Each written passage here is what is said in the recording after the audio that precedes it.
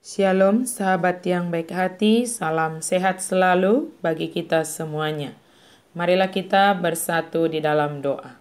Kasih karunia dan damai sejahtera dari Allah Bapa dan dari anaknya Tuhan Yesus Kristus kiranya menyertai kamu sekalian. Amin.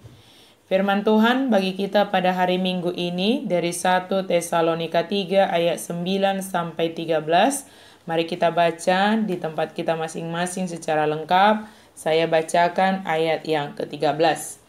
Kiranya Dia menguatkan hatimu supaya tak bercacat dan kudus di hadapan Allah dan Bapa kita pada waktu kedatangan Yesus Tuhan kita dengan semua orang kudusnya. Menyambut kedatangan Tuhan dalam kekudusan. Selamat Advent pertama dan selamat hari Minggu bagi kita semuanya. Saudara-saudari dalam Kristus, hari ini kita sudah memasuki Minggu Advent yang pertama dalam kalender tahun gerejawi atau yang kita sebut juga Tahun Baru Gerejawi.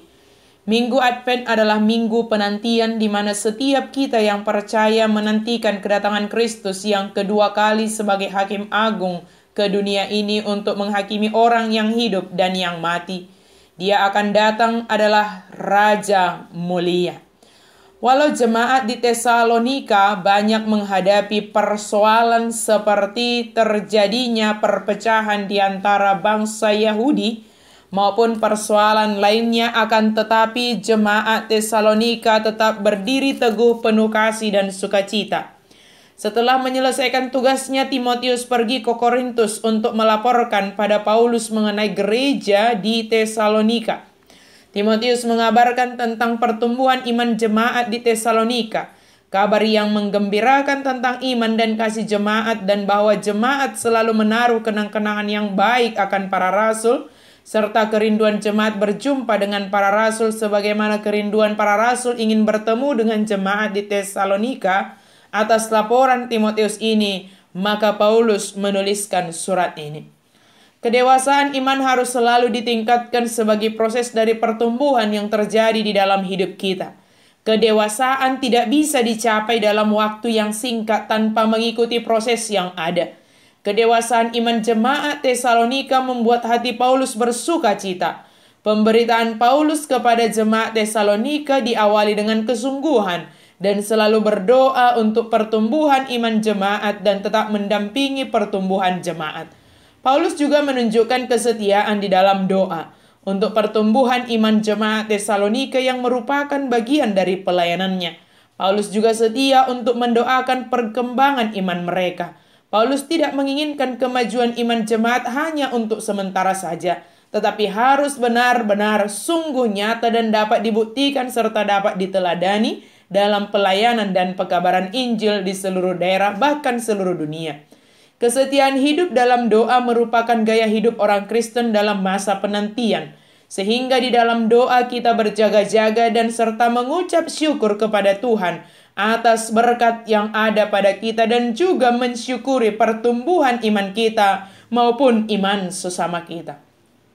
Sebagaimana dalam pengakuan iman kita pasal yang kedua, bahwa Yesus akan datang kembali untuk menghakimi orang yang hidup dan yang mati. Inilah yang sedang kita nantikan. Itu jugalah yang kita rayakan pada hari ini, yaitu Advent pertama ini. Walau sejatinya sepanjang hidup kita sebelum kedatangan Kristus kedua kalinya adalah masa penantian bagi kita. Masa persiapan diri kita. Jika gereja kita membuat Minggu Advent selama 4 minggu adalah sesuai tahun gerejawi, yang mengingatkan kita akan kesiapan kita dalam menantikan kedatangannya yang kedua kali. Merindukan dan menyambut kedatangan Yesus yang kedua kali adalah sikap yang diajarkan Alkitab. Rasul Paulus mendukung kerinduan umat akan kedatangan Yesus yang kedua kali, bahkan sangat mendambakannya.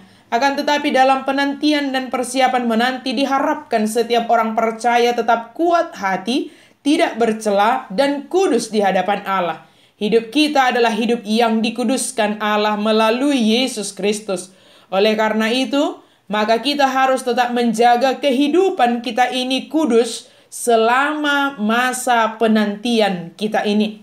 Bagaimanakah orang yang menyambut kedatangan Yesus dalam kekudusan?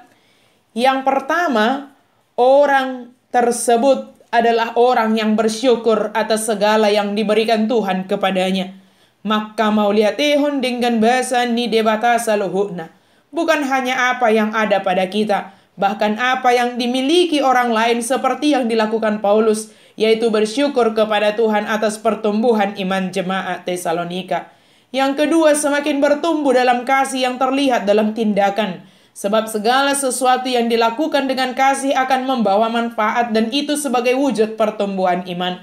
Yang ketiga, menjaga diri supaya tetap kudus, tidak bercela oleh perilaku yang bertentangan dengan kehendak Allah. Sahabat yang baik hati, marilah kita benar-benar mempersiapkan diri kita akan kedatangan Kristus yang kedua kalinya. Kita tidak tahu kapan waktunya, tetapi yang dapat kita lakukan adalah tetap hidup kudus, sebab kita telah dikuduskan di dalam Kristus. Tuhan Allah memampukan kita untuk tetap senantiasa hidup kudus dan semakin dewasa di dalam iman. Amin. Mari kita berdoa.